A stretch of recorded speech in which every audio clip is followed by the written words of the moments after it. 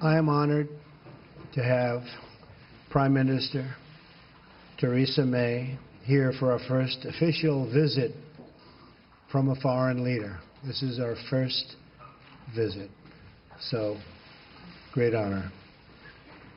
The special relationship between our two countries has been one of the great forces in history for justice and for peace. And by the way, my mother was born in Scotland, Stornoway, which is serious Scotland.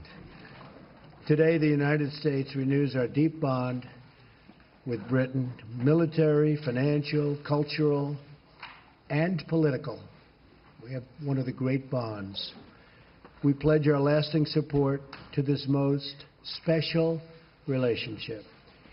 Together, America and the United Kingdom are a beacon for prosperity and the rule of law. That is why the United States respects the sovereignty of the British people and their right of self-determination. A free and independent Britain is a blessing to the world, and our relationship has never been stronger. Both America and Britain understand that governments must be responsive to everyday working people, that governments must represent their own citizens. Madam Prime Minister, we look forward to working closely with you as we strengthen our mutual ties in commerce, business, and foreign affairs. Great days lie ahead for our two peoples and our two countries. On behalf of our nation, I thank you for joining us here today. It's a really great honor. Thank you very much. Well, thank you very much, Mr. President. And can I start by saying that I'm so pleased that I've been able to be here today, and thank you for inviting me so soon after your inauguration. And I'm delighted to be able to congratulate you on what was a stunning election victory. And as you say, the invitation is an indication of the strength and importance of the special relationship that exists between our two countries, a relationship based on the bonds of history, of family, kinship, and common interests. And in a further sign of the importance of that relationship, I have today been able to convey Her Majesty the Queen's hope that President Trump and the First Lady would pay a state visit to the United Kingdom later this year, and I'm delighted that the President has accepted that invitation. Now, today we're discussing a number of topics, and there's much on which we agree. The President has mentioned foreign policy. We're discussing how we can work even more closely together in order to take on and defeat Daesh and the ideology of Islamist extremism wherever it's found. Our two nations are already leading efforts to face up to this challenge, and we're making progress with Daesh losing territory and fighters, but we need to redouble our efforts. And today we're discussing how we can do this by deepening intelligence and security cooperation, and critically by stepping up our efforts to counter Daesh in cyberspace. Because we know we will not eradicate this threat until we defeat the ideology that lies behind it. Our talks will be continuing later. I'm sure we'll discuss other topics, Syria and Russia. On defence and security cooperation, we're united in our recognition of NATO as the bulwark of our collective defence. And today, we've reaffirmed our unshakable commitment to this alliance. Mr. President, I think you confirmed that you're 100% behind NATO. But we're also discussing the importance of NATO continuing to ensure it is as equipped to fight terrorism and cyber warfare as it is to fight more conventional forms of war. And I've agreed to continue my efforts to encourage my fellow European leaders to deliver on their commitments to spend 2% of their GDP on defence so that the burden is more fairly shared. It's only by investing properly in our defence that we can ensure we're properly equipped to face our shared challenges together. And finally, the President and I have mentioned future economic cooperation and trade. Trade between our two countries is already worth over £150 billion a year. The US is the single biggest source of inward investment to the UK, and together we've around $1 trillion invested in each other's economies. And the UK-US defence relationship is the broadest, deepest and most advanced of any two countries sharing military hardware and expertise. And I think the President and I are ambitious to build on this relationship in order to grow our respective economies, provide the high-skilled, high-paid jobs of the future for working people across America and across the UK. And so we are discussing how we can establish a trade negotiation agreement, take forward immediate high-level talks, lay the groundwork for a UK-US trade agreement, and identify the practical steps we can take now in order to enable companies in both countries to trade and do business with one another more easily. And I'm convinced that a trade deal between the US and the UK is in the national interest of both countries and will cement the crucial relationship that exists between us, particularly as the UK leaves the European Union and reaches out to the world. Today's talks, I think, are a significant moment for President Trump and I to build our relationship, and I look forward to continuing to work with you as we deliver on the promises of freedom and prosperity for all the people of our respective countries. Thank you. Thank you very much. That's very nicely stated. Steve Holland. Where's Steve? Steve, yes.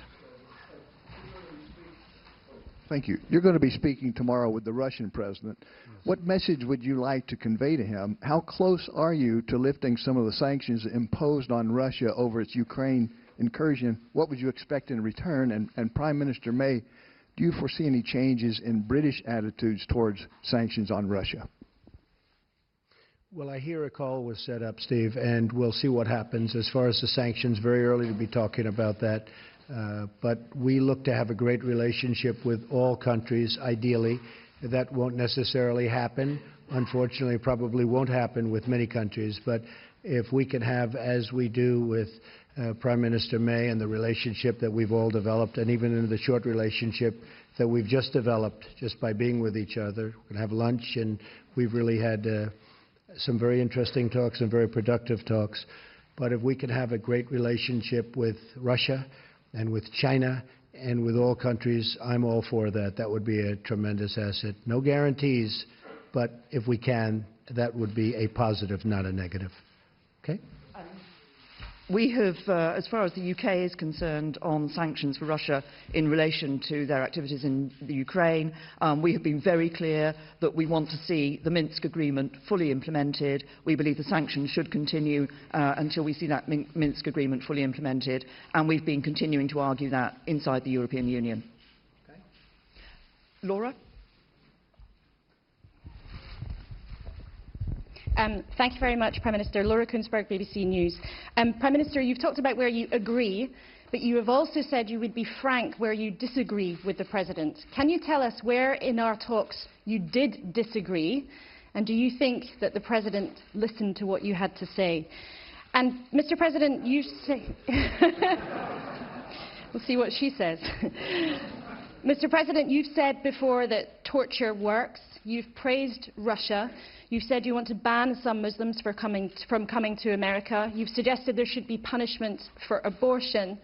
For many people in Britain, those sound like alarming beliefs. What do you say to our viewers at home who are worried about some of your views and worried about you becoming the leader of the free world?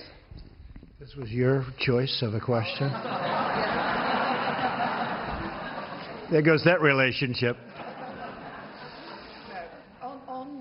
On the issue that you raised with me, Laura, can I confirm that the President, I've been listening to the President and the President has been listening to me. That's the point of having a conversation and a dialogue. And we have been discussing a number of topics. We'll carry on after this press conference meeting and discussing a number of other topics. And there will be times when we disagree and issues on which we disagree. The point of the special relationship is that we are able to have that open and frank discussion so that we are able to make that clear when it happens.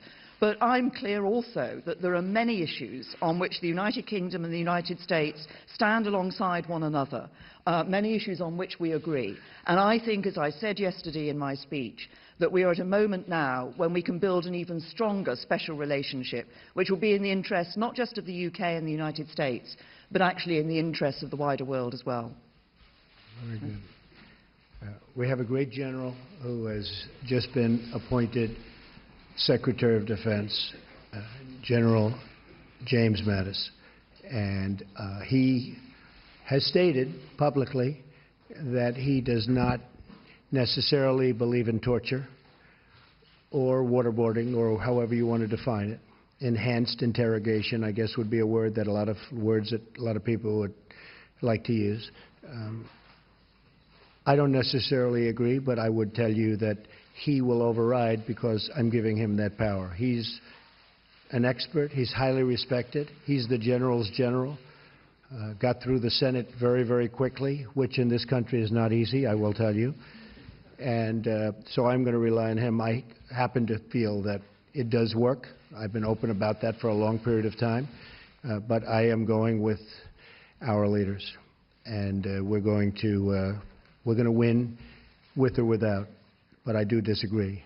As far as, again, Putin and Russia, I don't say good, bad, or indifferent. I don't know the gentleman. I hope we have a fantastic relationship. That's possible, and it's also possible that we won't. We will see what happens. I will be representing the American people very, very strongly, very forcefully. And if we have a great relationship with Russia and other countries, and if we go after ISIS together, which has to be stopped, that's an evil that has to be stopped, I will consider that a good thing, not a bad thing. How the relationship works out, I won't be able to tell you that later. I've had many times where I thought I'd get along with people, and I don't like them at all. And I've had some where I didn't think I was going to have much of a relationship, and it turned out to be a great relationship. So, Teresa, we never know about those things, do we? But I will tell you one thing. I'll be representing the American people very strongly. Thank you. How about John Roberts, Fox? Mr. President, thank you so much, Madam Prime Minister. It's my understanding, Mr. President, that you had an hour-long phone call this morning with President Enrique Peña Nieto of Mexico. Could we get an update on where the relationship is? Further to that, what do you say to your critics who claim that you have already soured a relationship with a very important U.S. ally? And, Madam Prime Minister, if I may ask you as well, are you concerned about the state of relations between the United States and Mexico? Sir? Well, I think the Prime Minister, first of all, has other things that she's much more worried about than Mexico and the United States relationship. But I will say that we had a very good call. I have been very strong on Mexico. I have great respect for Mexico. I love the Mexican people. I work with the Mexican people all the time. Great relationships. But as you know, Mexico, with the United States, has out-negotiated us and beat us to a pulp through our past leaders. They've made us look foolish. We have a trade deficit of $60 billion with Mexico.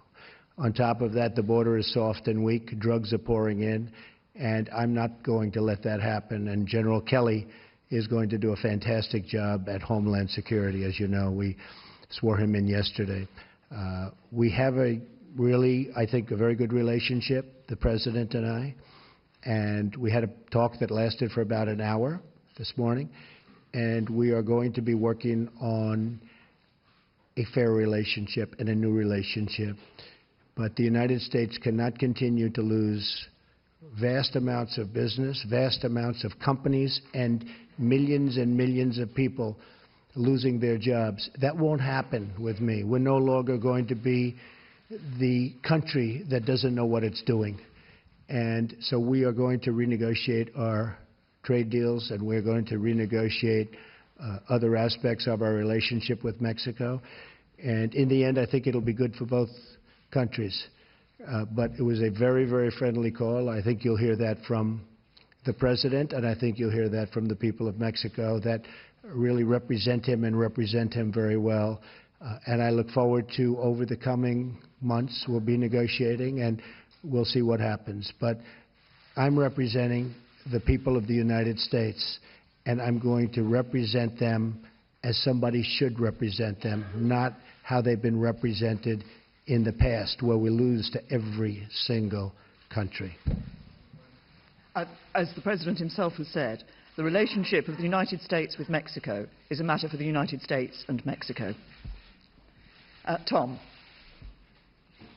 Mr. President, you said you'd help us with a Brexit trade deal. You said you'd help us with a Brexit trade deal. You said you'd stand by us with NATO. But how can the British Prime Minister believe you? Because you have been known in the past to change your position on things.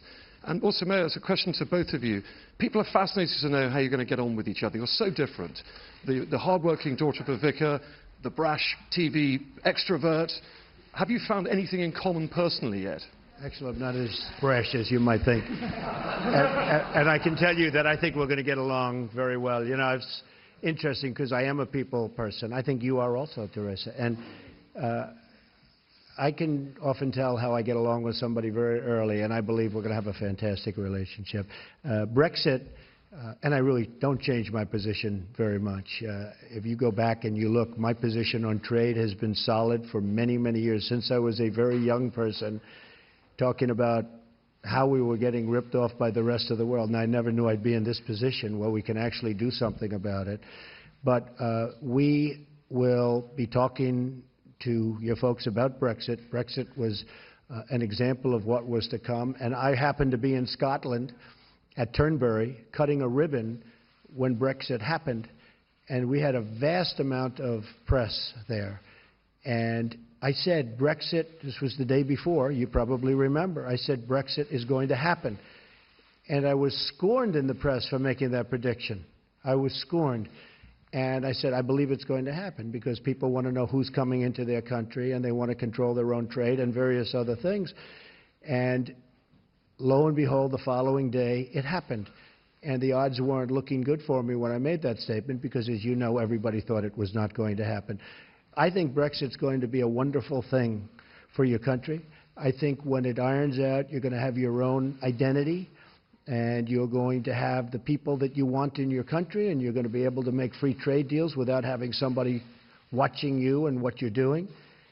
And I had a very bad experience. I had something when I was in my other world. I have something in another country, and getting the approvals from Europe was very, very tough. Getting the approvals from the country was fast, easy, and efficient. Getting the approvals from the group, I call them the consortium, was very, very tough. But I thought Brexit, I think it'll go down, that it will end up being a fantastic thing for the United Kingdom. I think in the end, it will be a tremendous asset, not a tremendous liability. Okay? And just on the question you asked me, Tom, I mean, I think as the President himself has said, I think we have already struck up a good relationship. But you asked what we had in common. I think if you look at the approach that we're both taking, I think one of the things we have in common is that we want to put the interests of ordinary working people right up there, centre stage. Those people who, they're working all the hours, they're doing their best for their families, and sometimes they just feel the odds are stacked against them. And it's that interest in ensuring that what we do, that the economies, our economies and our governments actually work for ordinary working people, work for everyone in our countries. I think we both share that. Thank you very much. Thank you. Thank you very much, everybody.